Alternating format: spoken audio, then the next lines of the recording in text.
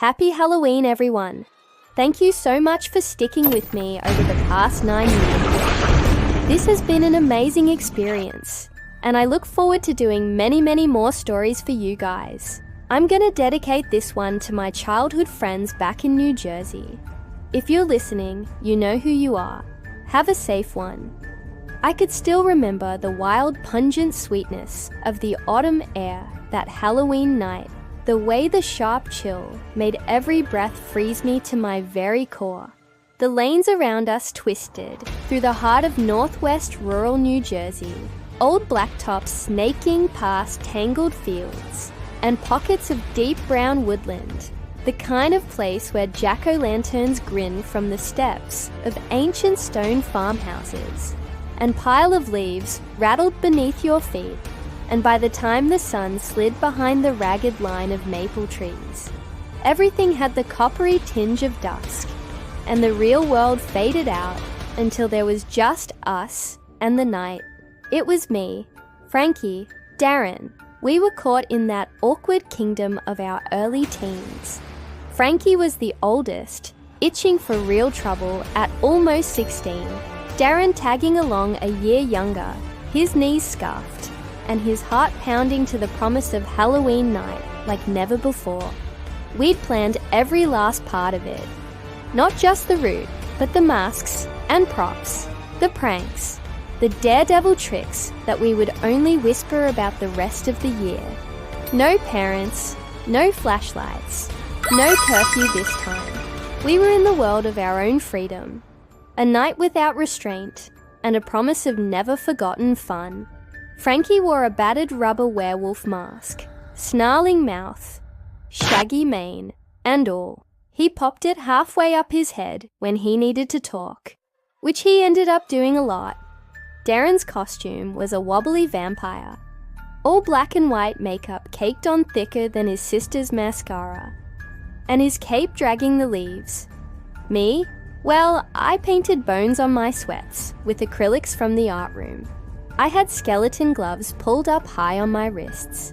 The mask let me hide out there, like a free and anonymous ghost, haunting the night.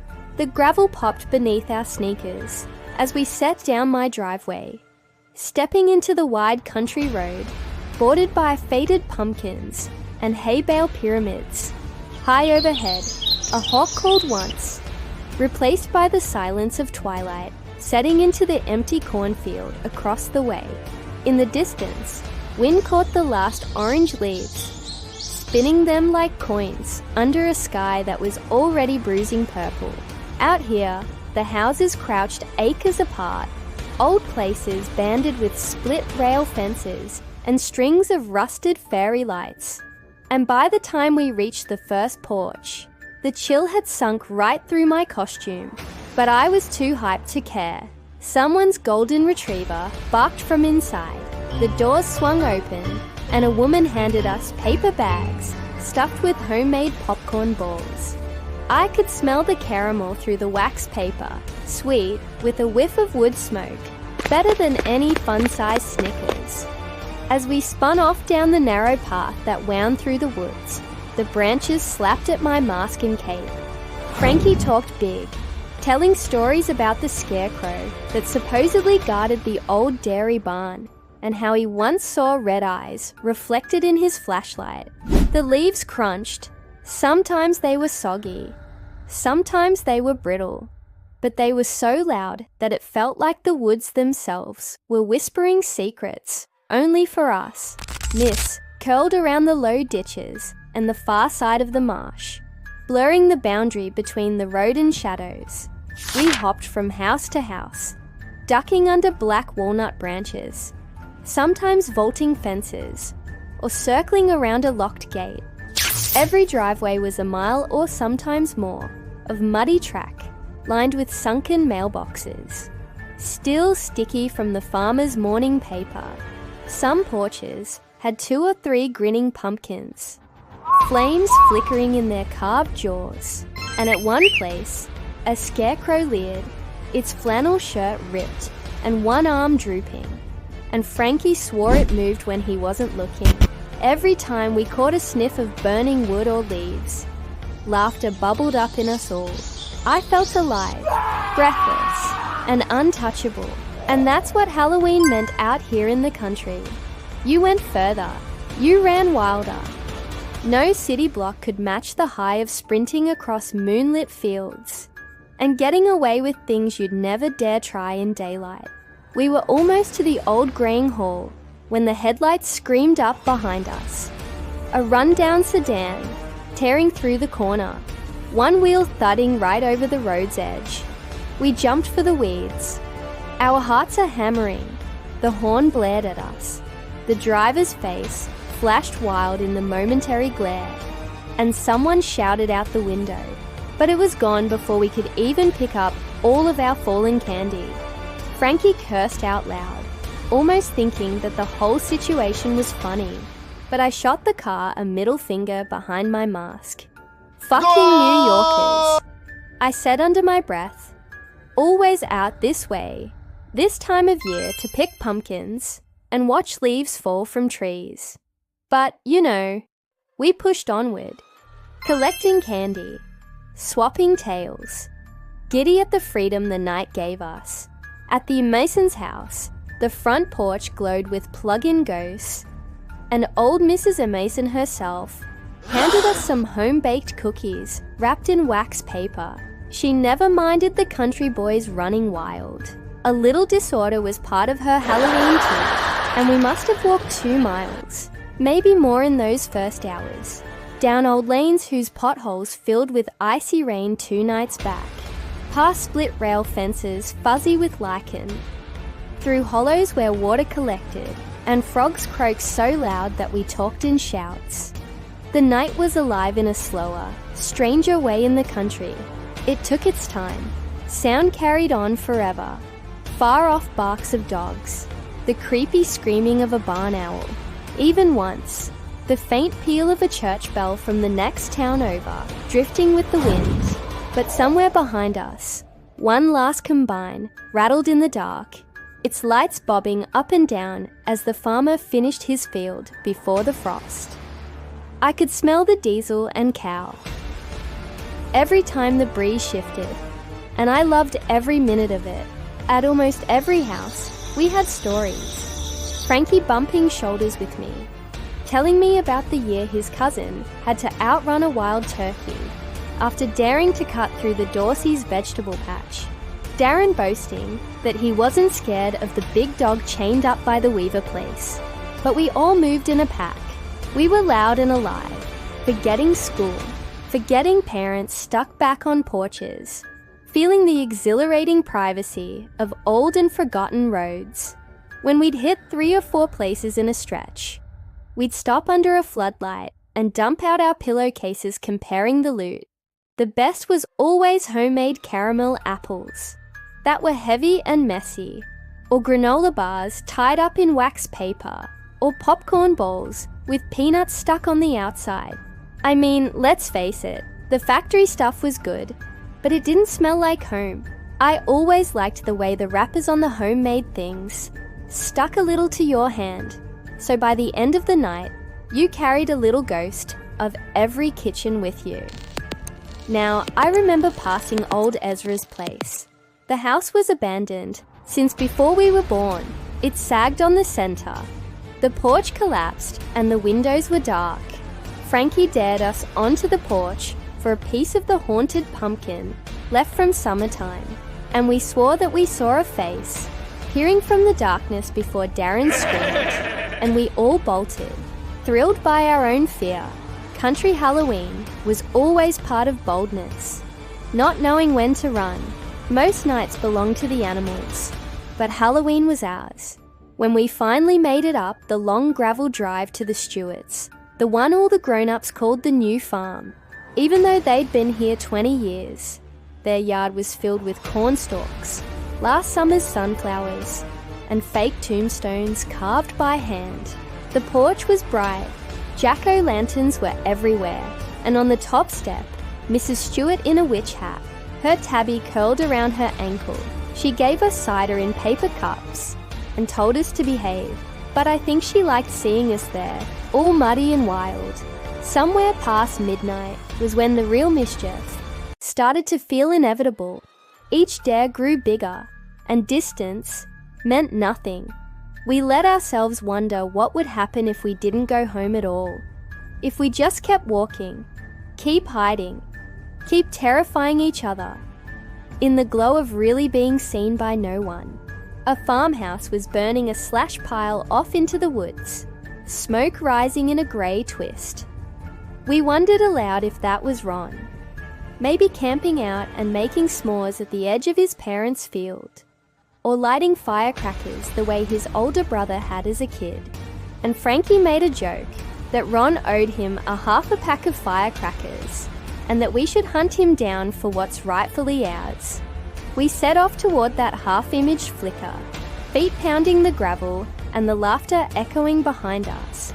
At every fork in the path, I felt the cold thrill of not knowing what the night had left for us, how far those woods would stretch, and what other secrets the country might be hiding, what shadows moved with us. That was Halloween, the known world shrinking behind, and possibly just ahead, waiting in the dark. And that's when we saw it out past the bend, a campfire, not in anyone's yard, but burning bright among the ancient oaks. And that's kind of when everything changed. After crossing the last bridge over a trickling stream and heading down an old back road, lined with tangled undergrowth between the gnarled oaks and blackberry thicket, that campfire burned high in the woods, orange and gold sparks spiraling into the black night. Frankie stopped, eyes wide. Could be Ron. He said he might come camp out, or maybe Jerry and those guys from across town. We trampled into the brush without thinking twice. That's how we did things. If you were with your crew, you were bulletproof. The air in the forest was damper and more pungent, the night swelling with the sense of turned dirt and mulched leaves. The rotting apples camouflaged in the overgrown grass. Little pale mushrooms popped up from the lawn beneath our feet. Darren led the charge, cracking sticks and hissing. "Ron, you out there!" The closer we got, the more the fire's glow grew, and suddenly we stumbled into a clearing. But it wasn't Ron. It wasn't anybody we knew. It was a woman, hunched over and wild-haired, crouched over the flames in a black, ragged dress. Her hat hung crooked. Her nails were long and gleamed as she slit open a small animal, a rabbit perhaps, and she chanted in a strange language. The air was twisted, and it was thick with the stench of hot blood and wood smoke. My skin prickled, and the backs of my knees went cold. She turned faster than I ever thought was possible, her eyes yellow in the firelight. "What are you sneaking about for, boys?" Her teeth flashed bright. We froze as if by a spell. "You lost. Were you hunting for trouble?" she demanded, and her grin widened. Or perhaps both. Darren's mouth flopped, but the word just kind of stuck there. Frankie grabbed my arm, and I had the insane urge to turn and flee, but my legs wouldn't move. She pointed with a crooked staff. Her voice was low and dangerous. "Say, I got a deal for you since you like the dark so much. Are you tricksters?" She laid the challenge clear. "Gather as many popcorn balls as you can. By honest means or troublemaking doesn't matter, only the result. But you have to stir up mischief. Real mischief. The kind that would have the grown-ups talking forever. Egg cards, teepee the biggest oaks, paint the neighbor's barn with whipped cream, and light a bag of yisa asam on a porch or 3. Bring me your trophies, and you'll get a present even wilder than this night." Frankie's face split into a grin. Darren trembled, but he nodded. And me? Well, my heart stuttered with the thrill. You see, our pockets were full of eggs and toilet paper, and we'd had shaving cream that we lifted from Frankie's older brother, Dick. And he was one too. But after that, we took off like a shot, crashing through saplings, giddy and wild. Who owls watched us from their roosts. We hit Old Man Bauer's mailbox first. Darren hosed it down in Gillette foam, while Frankie tumbled into the ditch, laughing, hands shaking from adrenaline. I sprinted across the stone wall and threw an egg at a passing van. I missed, but the sound of the shell popping on the asphalt was hilarious. We scattered rolls of toilet paper into the limbs of the old McWilliams sugar maple, banding the whole yard in snowy streamers. The wind caught the ribbons and whipped them out over the fields, a trick only possible in the open country. At Mrs. Cobb's, we set a bag of dog crap from Darren's mutt, Gus right on the welcome mat. Frankie flicked his lighter, then pounded the bell, and we all dove behind the lilac bush. We dragged our loot across each yard, trading a scream for every handful of popcorn balls. At the old Miller place, their front walk wound through a garden where everything was dying back for winter. The porch creaked as we stomped on it. Then we grabbed the plastic-wrapped popcorn balls from the big wooden bowl. By the time we crossed back toward the Grange Hall, Frankie had scored a second popcorn ball. This one was huge. It was studded with M&Ms. Legend, he cackled, waving it like a trophy. Darren hooted, winded but glowing. Every prank made us bolder. We teared the swing set behind the preschool. We wrote boo on Mrs. Rosen's barn in shaving cream. And we lobbed the last egg at the rusty old Chevy parked up by the broken silo. Along these roads, we all grew up with stories whispered behind cupped hands at bus stops and during sleepovers. Stories that stuck like burrs on your socks. Frankie wind from another sprint from across the shoulder started in with classic tales. You know how every October some kid claimed that they saw the Jersey Devil swooping between the cedars, red eyes glowing by the old reservoir. Darren tried to laugh it off, but he couldn't hide the way he glanced over his shoulder at every shadow. Every farmhouse we passed seemed to hide a legend. The Thompson barn, rumoured to be built on the bones of Hessian soldiers. The Padilla silo, where you knew better than to go after dark if you didn't want to hear the ghostly knocking from inside. Town elders swore the crossroads down by Bear Creek was cursed, and that's why the fence posts are always crooked. My granddad once said, at Halloween especially, every broken down car, a flicker of a distant lantern or light, or crow taking off from a dried out field, looked a little less innocent. Frankie once claimed he'd found a real witch bottle tucked inside the hollow of a lightning-blasted oak next to old Ezra's. A broken glass, a lock of horsehair, scraps of salt, and old bones within. He swore the reason pumpkins rotted faster on G-Ford Lane was because it was a ley line for ghost travel. And of course, Mrs. Monson's fudge tasted better, he said, because her place was once a stop at the Underground Railroad, and kindness lingered within the walls. Hell, even the candy had its stories.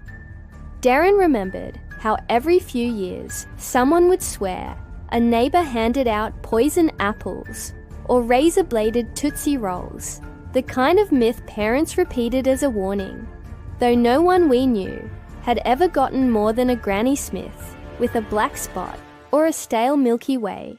And then Frankie joked about the empty wrapper's tail. You know, the candy that vanished at midnight. That's when the dead are hungry, he would say, wiggling his fingers. And you know, you could feed them by accident.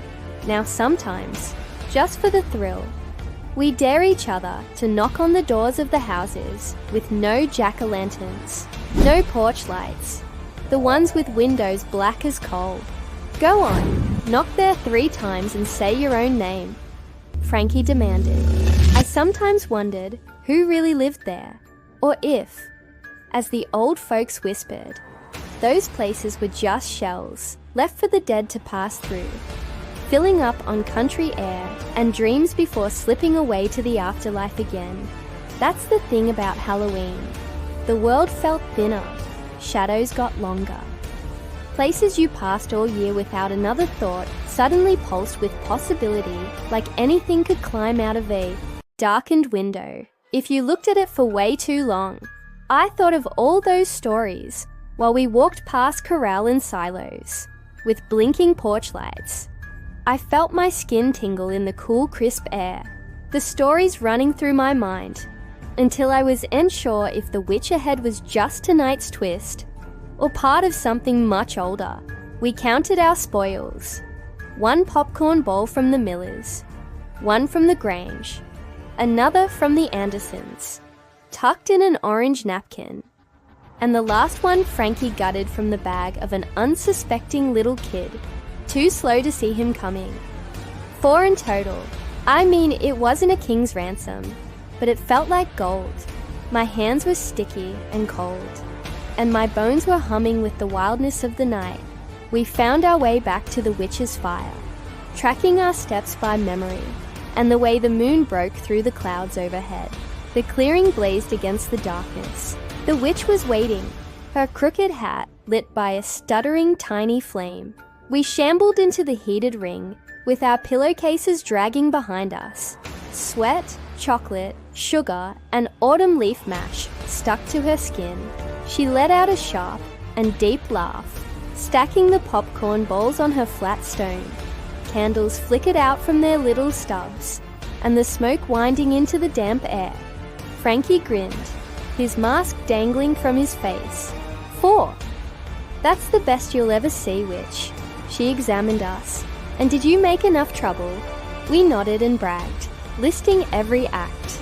The eggs, the bags of the trails of tissue streaming over highways and cattle fences. Hell, we TP'd the hell out of that place that night. My voice rose as I told her, pride and relief curling together in the back of my throat.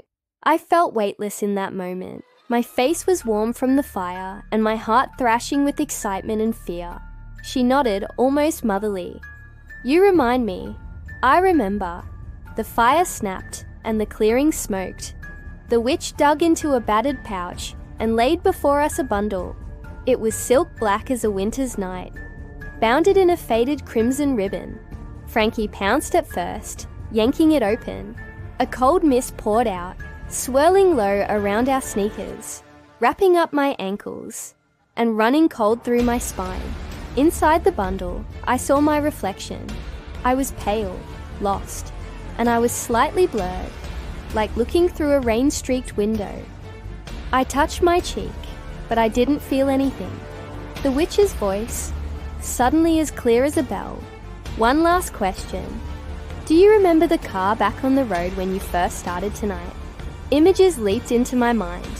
Those burning headlights, the screech of brakes, my hand thrown up, the world spinning. The sound was still in my ears and was pulsing with my blood.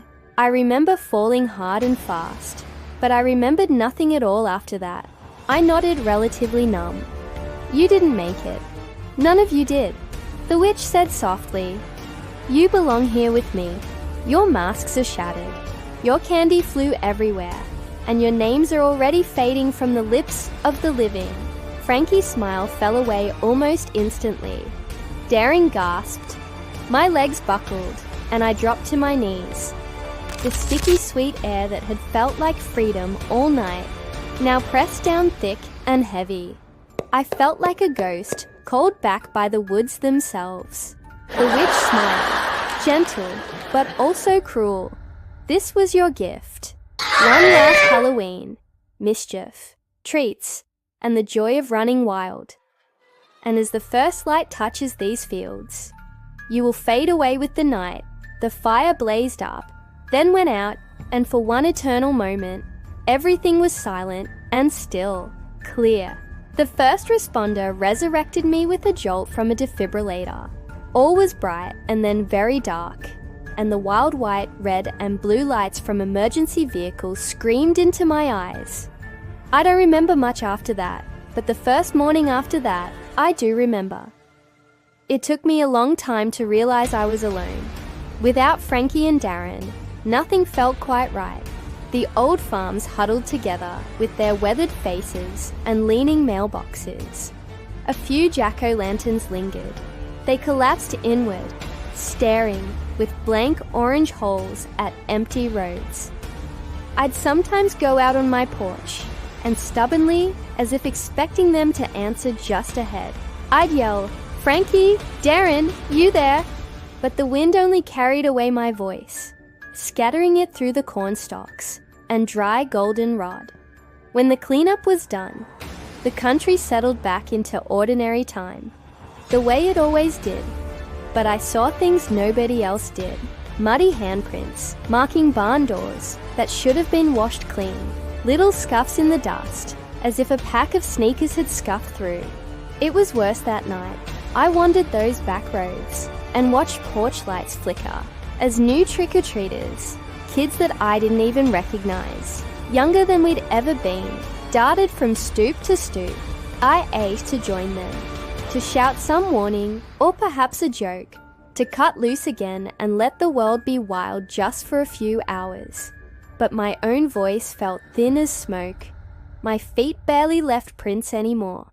And if I knelt down, sometimes I remembered a glove or a broken mast string left behind from our run, and the weight of the memory pressed in hard on my mind. One foggy night, I wandered back to the crossing where the black top met the broken gravel, drawn by something quieter than memories. The ditch still held the faint outlines of the skid marks. The tire ruts gouged into the mud where we'd all jumped. I knelt beside it, touching the cool, hard earth, willing myself to remember the moment before headlights, the moment before all the fear. But what I remembered most was the feeling, the sharp spark, the world going weightless with possibilities, the heartbeat thudding, not with dread, but with boldness of us boys. The truth cut through me in the way an axe or a tire never could. Frankie and Darren, my wild-hearted, fearless, foolish friends, weren't with me anymore. Whatever the witch had offered, whatever strange bargain she'd struck with the night, it hadn't been for all of us. My laughter was the last echo left in these fields. If you see me standing by the split rail fence or pausing in a doorway of a party you can't quite recall later, tip your mask and remember us. For wherever October comes, that's where we'll be. The wild things on the edge of the fields, running until the sun comes back up. After all, nobody ever really said you had to go home after Halloween. Not if you can outrun the dawn.